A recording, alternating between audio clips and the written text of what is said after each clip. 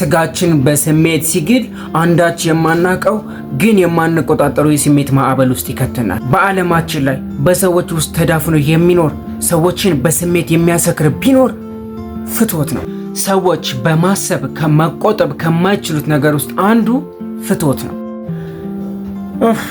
ፍትወት ሁለት በቋንቋ መግባባት የማይችሉትን ሰዎች በስሜትና በድርጊት የሚያግባባ የውስጥ ቋንቋ ነው።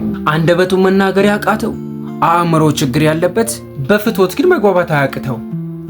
ፍትወት ስሜቱ ሰዎችን ስስት ስለሚያደርግ አንቱ የተባሉትን በዓለምና በሀገር የተከበሩትን ያለ ቦታቸው እንዲገኙ ካላሰቡት ሰው ጋር እንዲተኙ የሚያደርግ የስሜት ፈረስ ነው። ስንቱን ጋልቡታል። ስለዚህ ፍትወት ልጓም ካላበጀንለት ይጋልበናል።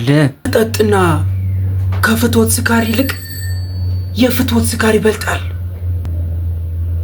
ሰዎች ማሰብና በማሰብና መቆጠብ ከማይችሉት ተፈጥሯቸው አንዱ ፍትወት ነው።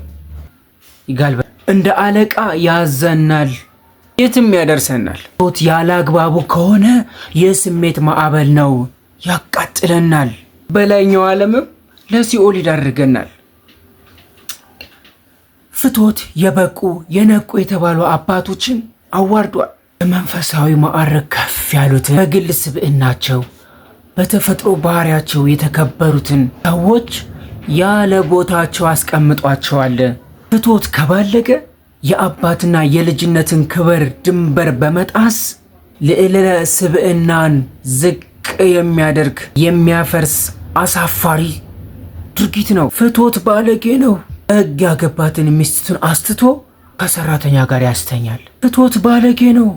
ሚስቱን ባሏን አስቶ ከዘበኛ ጋር ያስተኛል። በዚህ ክቡር የተባለውን ትዳር በትኗል፣ አፍርሷል። አመሰግናለሁ።